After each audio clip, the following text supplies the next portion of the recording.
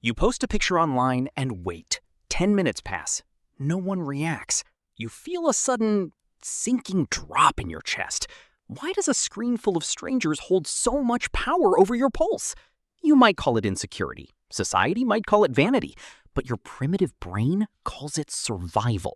To understand why you care so much about people you barely know, you have to travel back 50,000 years. Imagine standing on the edge of a vast, sweeping savanna. The wind is howling. You are entirely alone. In this ancient world, being alone is an absolute death sentence. You cannot hunt massive predators by yourself. You cannot protect your only fire while you sleep.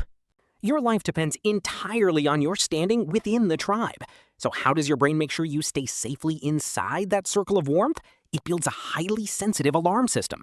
British anthropologist Robin Dunbar discovered something fascinating about our minds. He found that human brains evolved to manage social groups of exactly 150 people. In a tight-knit community of that size, every single reputation matters. If you hoard food, the tribe remembers. If you run from danger, the tribe notices. If they decide you are a burden, they will cast you out into the wilderness. And being cast out means you will not survive the approaching winter. Does it make sense now why a harsh comment from a stranger feels like a literal threat to your life? It feels physical because to your nervous system, it actually is.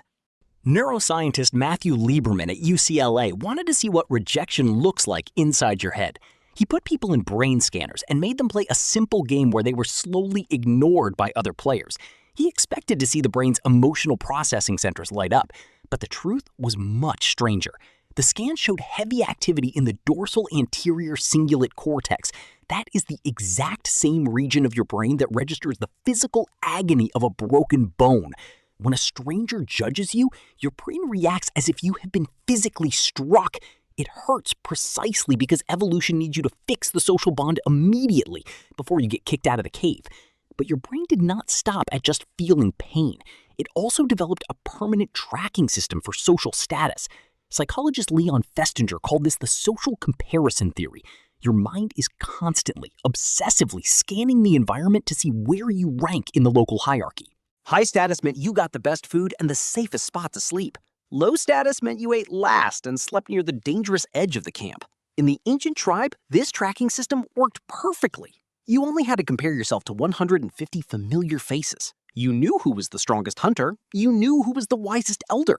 You knew exactly where you belonged in the delicate balance of the group. But there is a massive twist in the modern world. Today, you carry a glowing glass rectangle in your pocket. That little device connects you directly to 8 billion competing human beings.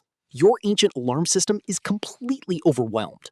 It is desperately trying to maintain social status in a tribe that spans the entire globe.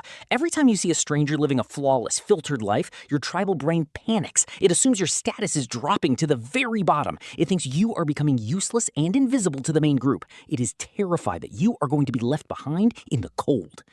Why do you care so deeply about what absolute strangers think of you?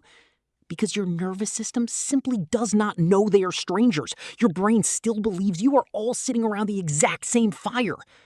So the next time you post your life online and nobody seems to care, take a deep breath. Tell your inner caveman that you are perfectly safe. The fire is warm, the predators are gone, and you do not need the approval of the entire world to survive the winter.